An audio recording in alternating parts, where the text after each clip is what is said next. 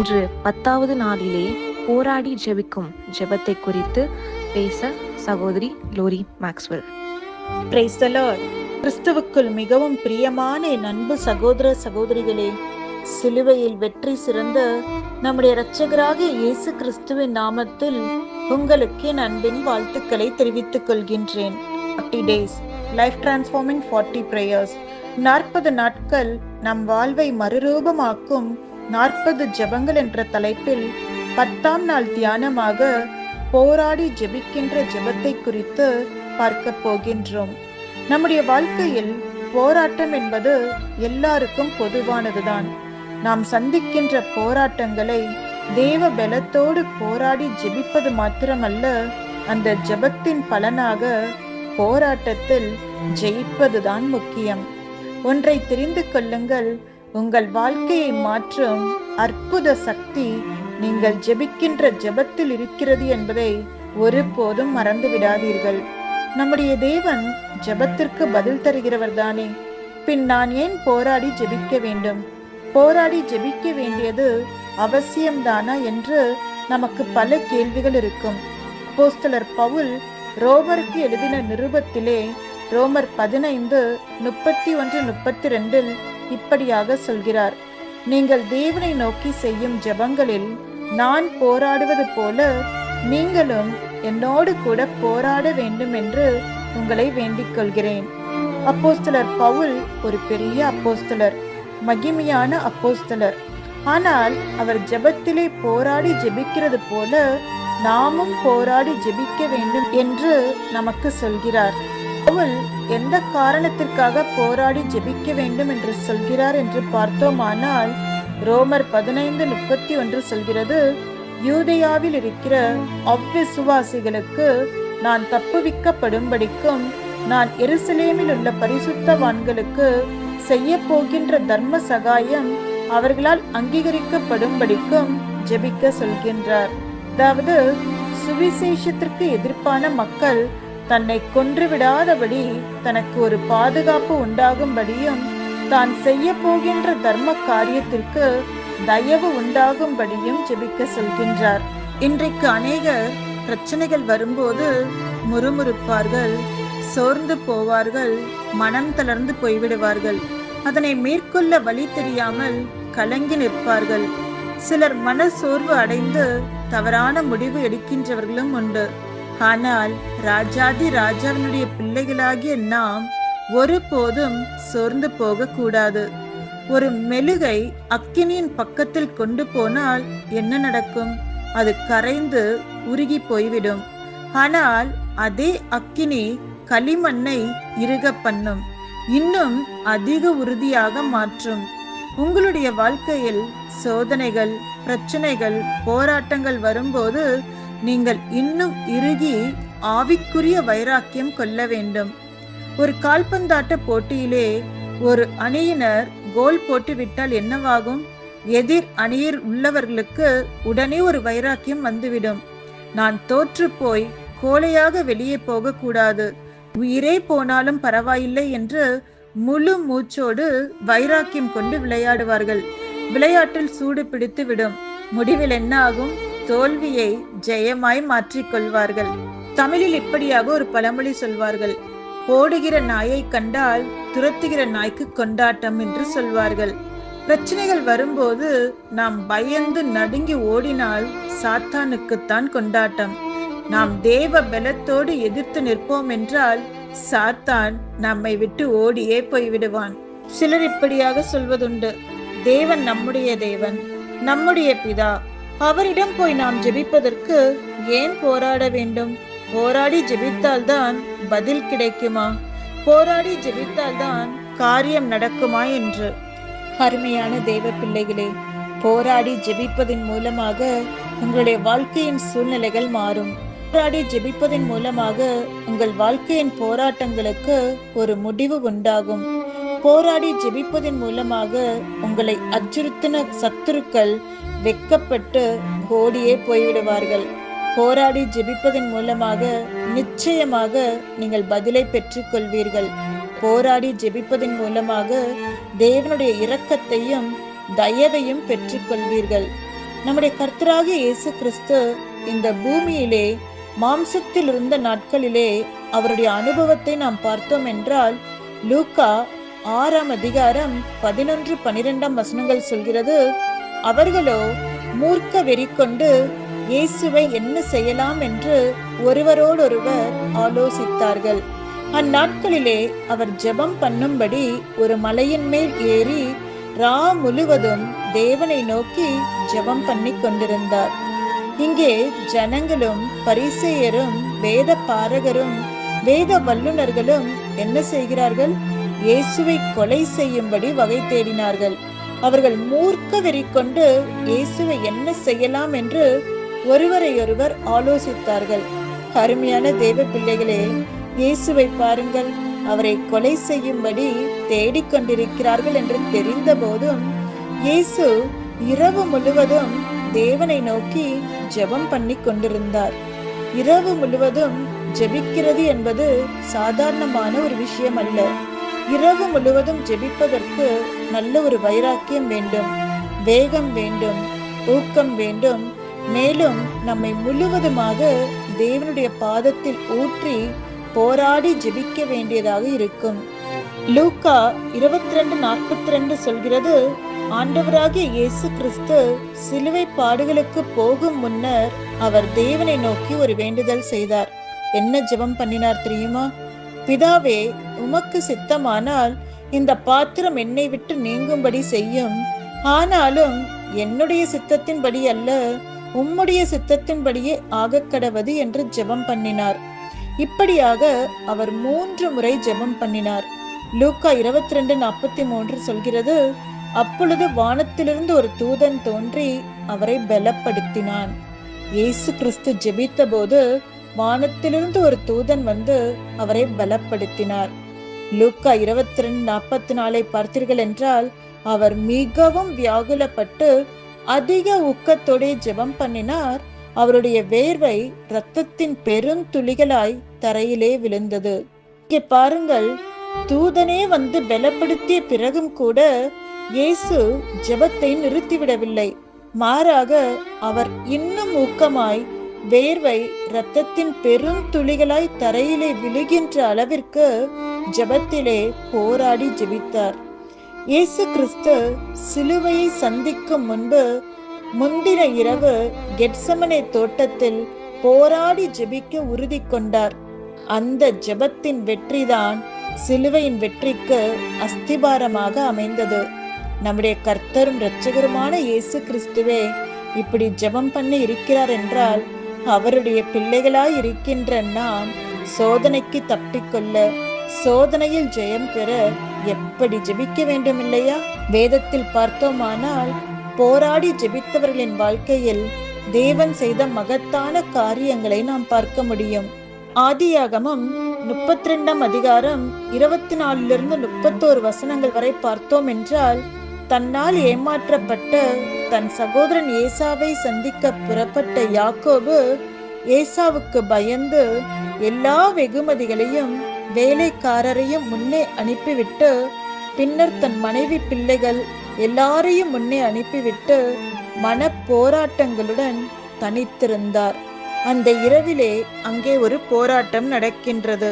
இங்கே யாக்கோபு, நீர் என்னை ஆசீர்வதித்தால் ஒழிய உம்மை போக விடமாட்டேன் என்று தேவ தூதருடன் போராடி ஜெபித்தார். யாக்கோபுடன் போராடி அவரை மேற்கொள்ள முடியாததை கண்ட தேவ தூதன் அவருடைய தொடை சந்தை தொட்டார் என்று பார்க்கலாம். அதனால் யாக்கோபின் தொடை சந்து சுளுக்கிற்று என்று சொல்லப்பட்டிருக்கிறது. நொண்டியாக இருந்தாலும் யாக்கோபு தன் ஜெபத்திற்கு பதில் பெற்றுக்கொள்ளும் வரை தொடர்ந்து ஜெபித்துக் கொண்டே இருந்தார். எனக்கு அன்பான சகோதரனே, சகோதரியே, நம்முடைய ஜெப வாழ்க்கையிலும் கூட நம்முடைய உற்சாகத்தை குறைக்கும் மக்களே இந்நாட்களில் உண்டு. அதிக நேரம் ஜெபம் செய்தால், ஜெப கூட்டங்களுக்கு சென்றால் இவன் பெரிய பக்திமான் என்று கிண்டல் செய்வார்கள். அளவுக்கு மிஞ்சி பைபிள் வாசித்தால் குழப்பம்தான் வரும் என்று சொல்வார்கள். இதுவரை ஜெபித்து உன் வாழ்க்கையில் ஒன்றும் நடக்கவில்லை, இனிமேல் ஏதாவது நடக்கப் போகிறதா பார்ப்போம் என்று கேலியாக பேசுவார்கள். இப்படியாக நம்முடைய ஜெப ஜீவியத்தை குலைக்கின்ற அத்தைரியப்படுத்துகின்ற மக்கள்தான் அதிகம். இங்கே பார்த்தால் யாக்கோபை சோர்வடைய செய்யும்படியாக அவருடைய தொடை சந்து சுளுக்கிற்று. ஆனாலும் யாக்கோபு அந்த வேதனையுடன் தொடர்ந்து ஜெபித்தார், ஜெயமும் பெற்றார். நம்முடைய வாழ்க்கையிலும் கூட துன்பங்கள், துக்கங்கள், தோல்விகள், வேதனைகள், ஏமாற்றங்கள், சோதனைகள், நிந்தைகள், வியாதிகள், வறுமை, கடன் போன்ற காரியங்கள் ஜெபிக்க கூடாதபடி நம்மை நொண்டியாக்கி விடலாம், சோர்ந்து போக செய்யலாம்.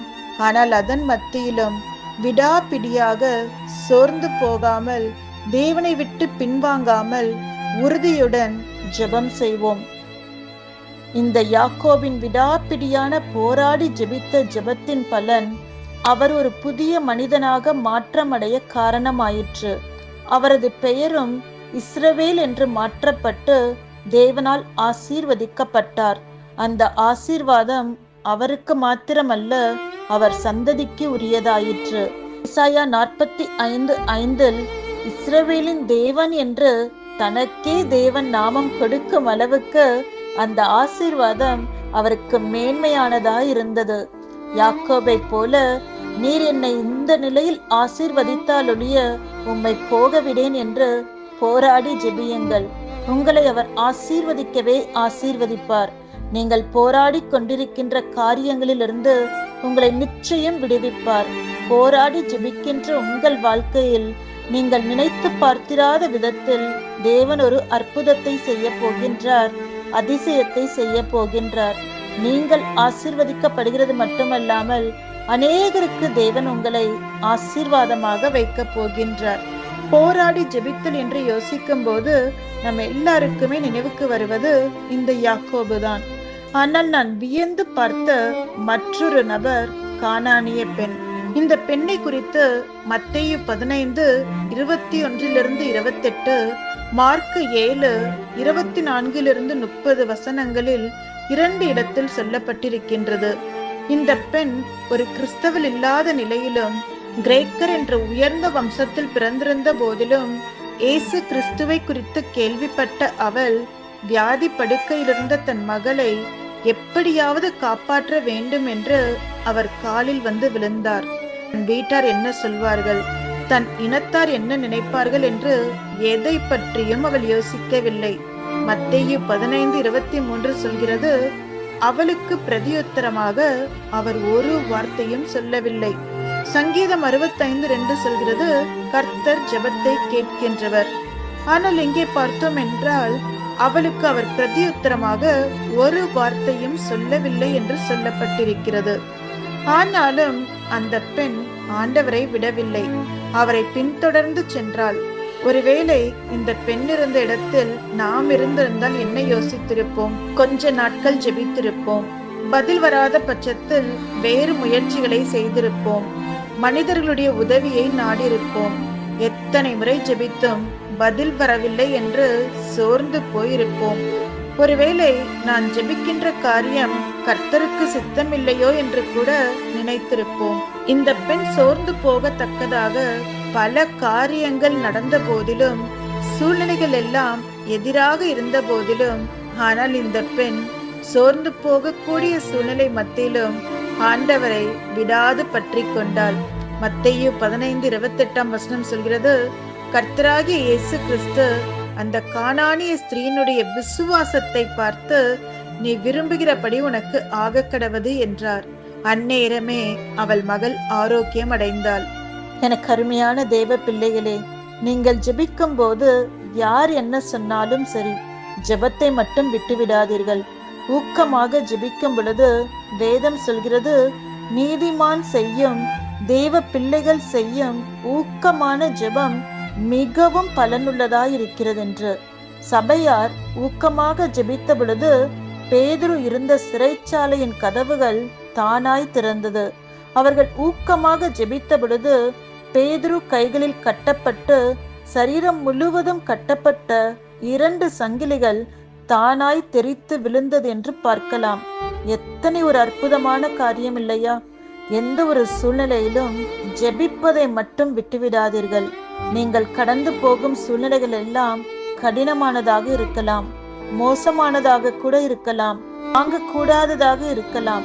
என்ன பாடுகள் இருந்தாலும் சரி, என்ன பிரச்சனைகள் இருந்தாலும் சரி, இவை எல்லாவற்றிலும் இருந்து நீங்கள் தப்பித்துக் கொள்வதற்கு நீங்கள் செய்ய வேண்டிய ஒரு முக்கியமான காரியம் தேவனை நோக்கி போராடி ஜெபிப்பது மட்டும்தான். நீங்கள் போராடி ஜெபிக்கின்ற ஜெபம் உங்கள் ஆவிக்குரிய வாழ்க்கையை மாற்றும், உங்கள் சூழ்நிலைகளை மாற்றும், உங்கள் எல்லா தோல்விகளிலிருந்தும் உங்களை மீட்டெடுத்து வெற்றி பெற வைக்கும். கடினமான சூழ்நிலைகளில் ஜெயம் கொள்வதற்கு நீங்கள் எடுக்க வேண்டிய ஒரு மிக பெரிய ஆயுதம், அது நீங்கள் தேவனை நம்பி விசுவாசித்து போராடி ஜெபிக்கின்ற ஜெபம்தான். தேவனை நோக்கி நாம் போராடி ஜெபிக்கும் பொழுது உங்கள் காரியங்கள் எல்லாம் மாறுதலாய் முடியும். ஆமான் போன்றவர்கள் எஸ்தருக்கு விரோதமாக சூழ்ச்சி செய்தது போல உங்களுக்கு விரோதமாக ஜனங்கள் செய்கின்ற சூழ்ச்சிகளிலிருந்து நீங்கள் தப்பித்துக் கொள்வதற்கு எஸ்தரை போல நீங்கள் போராடி ஜெபிக்க வேண்டும். எரிகோ கோட்டைகள் உங்களுக்கு முன்பாக நின்று நீங்கள் முன்னோக்கி செல்ல முடியாதபடி மகா பயங்கரமான ஒரு தடையாக இருக்கலாம். இஸ்ரவேல் மக்கள் 7 நாளும் அந்த கோட்டையை விடாப்பிடியாக சுற்றி வந்து 7ஆம் நாளில் மிகுந்த ஆரவாரத்தோடு துதித்தது போல நீங்களும் விடாப்பிடியாக துதித்து ஜெயம் பெறுங்கள். உங்களுக்கு முன்பாக பெரிய பர்வதங்கள் போன்ற பிரச்சனைகள் உங்களை சூழ்ந்து கொண்டிருக்கலாம். கர்த்தரை நோக்கி நீங்கள் ஊக்கமாக போராடி ஜெபிக்கும் பொழுது அந்த பர்வதங்களை, மலைகளை நீங்கள் மிதித்து குன்றுகளை பதருக்கு ஒப்பாக்கி விடுவீர்கள். உங்களுக்கு விரோதமாக இருக்கின்ற எல்லா சவால்களையும் மலையை நொறுக்குவது போல மிதித்து நொறுக்குவீர்கள் என்று வேதம் நமக்கு கற்றுக் கொடுக்கின்றது. ஜெபத்தின் மூலமாக நாம் அரண்களை நிர்மூலமாக்கி விட முடியும். ஜெபத்தின் மூலமாக உங்களுக்கு விரோதமாக இருக்கின்ற எரிகோ கோட்டைகள் தரைமட்டமாக இடிந்து விழுந்து போகும். ஆனால் நமக்குத்தான் சாதாரண ஜெபம் கூட ஏறெடுக்க நேரம் இருப்பதில்லையே. இன்றைக்கு அநேகர் சொல்லும் காரணம் ஜெபிக்க எனக்கு நேரம் இல்லை என்பதுதான். ஆனால் ஜெபம் இல்லாமல் ஜெயம் இல்லை. ஜெபம் இல்லாதவர்களுடைய வாழ்க்கை போராட்டம் நிறைந்ததாயிருக்கும். போராடி ஜெபிக்கிறவர்களுடைய வாழ்க்கை சாதனைகள் நிறைந்ததாயிருக்கும். இன்றைக்கு இந்த செய்தியை கேட்டுக்கொண்டிருக்கின்ற நீங்கள் ஏதோ ஒரு போராட்டமான சூழ்நிலைகள் ஊடாக கடந்து சென்று கொண்டிருக்கலாம். எதிர்த்து போரிட பலனில்லாமல் உங்கள் பலன் குன்றி போயிருக்கலாம். நான் சொல்கிறேன், இந்த சூழ்நிலையில் உங்களுக்கு உதவி செய்ய தேவன் ஒருவரை தவிர வேறொருவராலும் முடியாது. நீங்கள் அவரை உறுதியாய் பற்றி கொள்ளுங்கள். நீங்கள் அவரை விடாப்பிடியாக பற்றி கொள்ளும் போது அவர் உங்களை ஒருபோதும் கைவிடவே மாட்டார். கண்பானவர்களே, உங்களுடைய பிரச்சனையிலிருந்து விடுதலை பெற மனிதர்களோடு போராடுவதை விட்டுவிடுங்கள். ராகேல் தனக்கு பிள்ளை இல்லை என்று யாக்கோபினிடத்தில் சண்டை போட்டாள். யாக்கோபு அழகாக பதில் சொல்வார். ஆதியாகமம் 3:2. அப்பொழுது யாக்கோபு ராகேலின் மேல் கோபம் கொண்டு, நான் என்ன தேவனாய் என்று கேட்டார். காரணம், அவருக்கு தெரியும் எந்த ஒரு பிரச்சனைகளுக்கும் தீர்வு தேவனிடத்தில் தான் உண்டு என்பதை அவர் அறிந்திருந்தார். ஆதியாகமம் 30:22 சொல்கிறது, தேவன் ராகேலை நினைத்தருளினார், அவளுக்கு தேவன் செவி கொடுத்து அவள் கர்ப்பம் தரிக்கும்படி செய்தார். ராகேலுக்கு தேவன் செவி கொடுத்து என்று பார்க்கும்போது ராகேல் பிள்ளை பாக்கியத்திற்காக தேவனிடத்தில் ஜெபித்தாள் என்று அறிய முடிகின்றது. ராகேலின் ஜெபத்தை கேட்ட ஆண்டவர் அவள் பிள்ளை பெறும்படி செய்தார். என கண்பானவர்களே, தேவன் நம்முடைய ஜெபங்களுக்கு செவி கொடுக்கின்றவர். ஆதலால் உங்கள் பிரச்சனையிலிருந்து நீங்கள் விடுதலை பெற மனிதர்களோடு போராடுவதை விட்டுவிடுங்கள். உங்கள் இன்கிரிமெண்ட், ப்ரொமோஷன், டிரான்ஸ்பர் தடைப்பட்டிருக்கிறதா? உங்கள் மேலதிகாரிகளோடு நீங்கள் போரிட்டுக் கொண்டிருக்கிறீர்களா? இனி போராடுவதை விட்டுவிடுங்கள். குடும்பத்தில் மாமியார் மருமகளுடன் போராடுகிறீர்களா? மருமகள் மாமியாருடன் போராடி கொண்டிருக்கிறீர்களா? கணவன் மனைவியோடு போராடுகிறீர்களா? மனைவி கணவரோடு போராடி கொண்டிருக்கிறீர்களா? பெற்றோர் பிள்ளைகளுடன் போராடுகிறீர்களா? உங்களுக்கு பிரச்சனை கொடுக்கும் பக்கத்து வீட்டுக்காரருடன் போராடி கொண்டிருக்கிறீர்களா? நீங்கள் மனிதர்களுடன் போராடுகிறதால் எந்த பிரயோஜனமும் உண்டாக போகிறதில்லை. உங்கள் நிம்மதியும் சமாதானமும் தான் கெடும். உங்கள் பிரச்சனைகளை தேவாதி தேவனிடம் கொடுத்து விடுங்கள். அவரால் தான் உங்கள் பிரச்சனைகளுக்கு தீர்வை கொடுக்க முடியும். அவர் மாற்ற வேண்டிய காரியங்களை மாற்றுவார், சீர்படுத்த வேண்டிய காரியங்களை சீர்படுத்துவார். எனக்கு அன்பானவர்களே, உங்களுடைய எல்லா பிரச்சனைகளுக்கும் தீர்வு கொடுப்பவர் ஒருவர் மாத்திரம்தான். ஆதலால் அவரை பிடித்துக் கொள்ளுங்கள். ஆண்டவரே, நீர் என்னுடைய ஜெபத்திற்கு பதில் கொடுக்கும் வரை உம்மை விடமாட்டேன் என்று யாக்கோபை போல, கானானிய பெண்ணை போல ஆண்டவருடைய பாதத்தை கெட்டியாக பிடித்துக் கொள்ளுங்கள். நிச்சயம் உங்களுடைய ஜெபங்களுக்கு பதிலை பார்ப்பீர்கள். God bless you. கர்த்தர் உங்களை ஆசீர்வதிப்பாராக. எனக்கு அன்பானவர்களே, பேசப்படுகிற ஒவ்வொரு வார்த்தைகளும் உங்களுக்கு ஆறுதலாக, உங்கள் ஆவியை உயிர்ப்பிக்கிறதாக, உங்கள் கேள்விகளுக்கு பதில் கொடுக்கிறதாக இருக்கும் என்று நான் நம்புகிறேன். இன்று ஒரு அழகான ஒரு செய்தியை நாம் கேட்டோம். போராடி ஜெபிக்கும் ஜெபம். எனக்கு அன்பானவர்களே, நாம் ஏன் போராட வேண்டும்? நாம் ஏன் போராடி ஜெபிக்க வேண்டும்?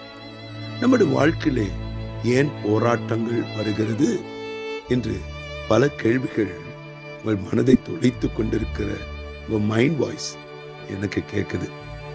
எனக்கு அன்பானவர்களே, நம்முடைய வாழ்க்கையில ஏன் போராட்டங்கள் தெரியுமா? எபேசியர் 6:12 சொல்லுகிறது, ஏனெனில் மாம்சத்தோடும் இரத்தத்தோடும் அல்ல, துரைத்தனங்களோடும் அதிகாரங்களோடும் இப்பிரபஞ்சத்தின் அந்தகார லோகாதிபதிகளோடும் வானமண்டல உள்ள பொல்லாத ஆவிகளோடும் சேனைகளோடும் நமக்கு போராட்டம் உண்டு என்று வேத வசனம் சொல்லுது. இந்த வசனத்தை படித்த போது நமக்கு விரோதமாக ஒரு பெரிய லிஸ்டே இருக்கு.